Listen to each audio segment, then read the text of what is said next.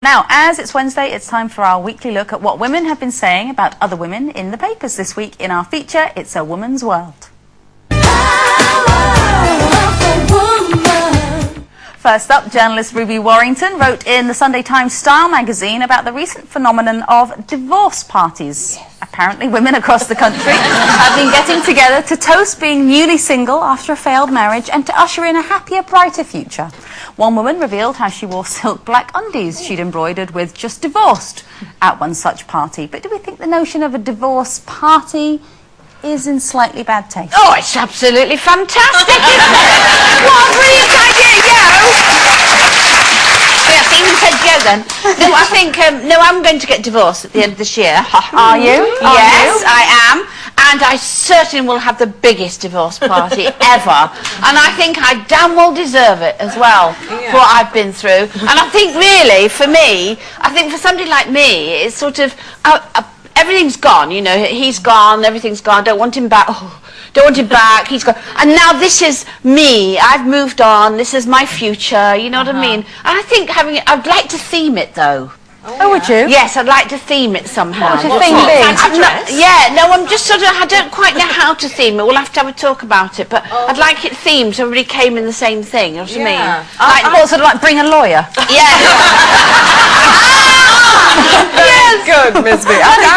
You see, I wasn't in the place that you are when my divorce came through, and the last thing I wanted to do was go out and celebrate the failure of my marriage. I would have been terrible company to go out on a party, right. Because I didn't want anybody to know, to be quite honest. I was like, right, I've got my decree. I'll eat this chocolate. You know, so to me it was like, oh no. But did you still like him? I think, you know, yes, he was my ex-husband. He left me.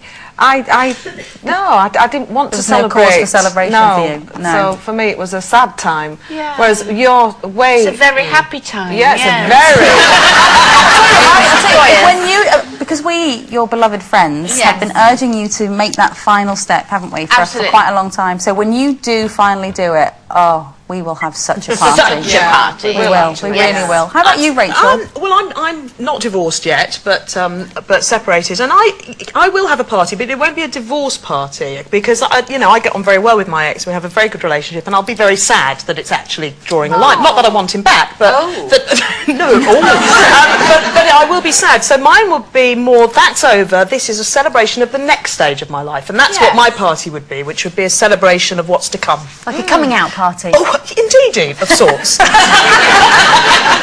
Next journalist, India Knight, has revealed that she's changed her view of beauty pageants thanks to the recent Miss England winner, Rachel Christie, who claimed she wanted to enter the competition after a difficult start in life because she wanted to show people, the younger generation especially, that you can do something positive with your life. India says, I don't think Rachel Christie is remotely idiotic, I think she's an inspiration. So do we agree? Can beauty pageants really be a positive proposition for women? You know, a lot of people are against beauty pageants, aren't they, like Miss World and things, and that's why Miss World disappeared, and I think it's absolutely ridiculous.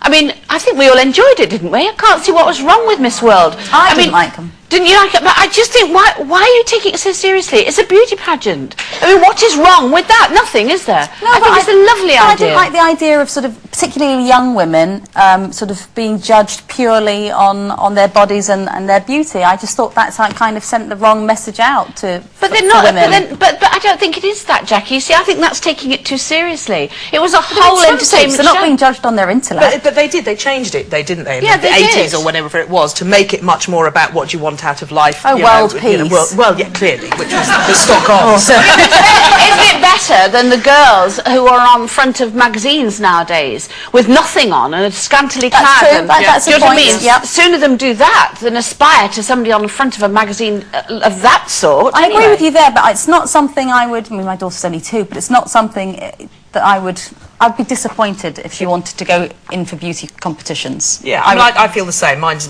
a wee bit older, but quite not ready for it yet. She's 7, but no, I wouldn't want her to. But if if she was 16, 17, 18 and decided she wanted to go down that route, it's not for me to stop her. Absolutely if that's what she not. has. Well, you should be flipping grateful that they're both glamorous.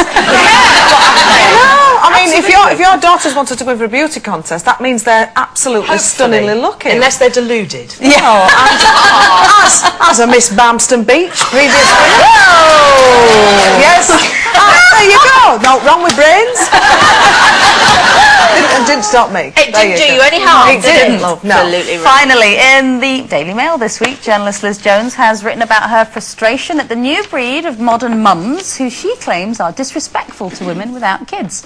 She goes on to reveal that she believes most women have children because they want to hang on to their husbands. She says, while this tactic might once have worked, now that men are the giant toddlers in need of babying, to have a child for that reason will never, ever work. So is she right? Or can having a baby actually make a man more committed to you or indeed save a relationship? Ooh, this is a slippery road to ruin, if you ask me. I think I once got told by a friend of one of my partners that if I had a baby with him, he would never leave me. And I thought, you deluded woman. I really did, because I have seen so many of my friends who've put the, what is it, a Band-Aid baby? Yeah. And it's the worst thing, because once you have a child, your attention goes from the man straight to the child, as so it should.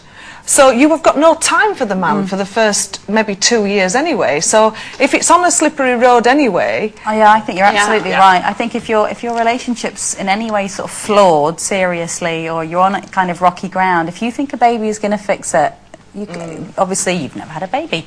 I mean, it's a wonderful, joyful event that does, you know, bring you together and cement you if you've got that solid love. It's a fabulous thing, but it's stressful. Yeah. Oh, it's absolutely. And really it's exhausting, hard, and you know, there's other things to think about besides your relationship, and that kind of takes a bit of a backseat for a while. Yeah. So I think it kind of it's the beginning of the end if you're using a baby. I had a friend who she was married for quite a while, had 2 babies, and she felt that the marriage was slipping, so she had another baby and thought this will save it. And he did stay. I have to say he did stay, but he had affairs.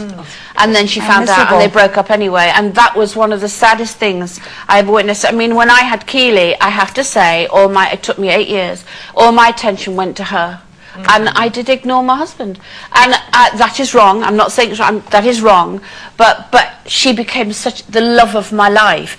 But you know what? It was on a slippery road to begin with, even before Keeley. So it was going to go. And I would never have had another... I'm sad I didn't have another child, but I would never have had a child in that circumstance because it wasn't good for either of us. But also, the same breath, you know, you should never stay together for the kids. I feel really strongly about that. And, you know, you're saying, you know, oh, he wouldn't leave me if I had a child. I mean, what is a way to move forward in a relationship that you're not staying together because you love that person? Yeah. My ex and I had always talked about other people and said nobody should ever stay together for the children. I have to say, for a few minutes when he left me, I was like, I ignored that bit and kind of went, well, what about?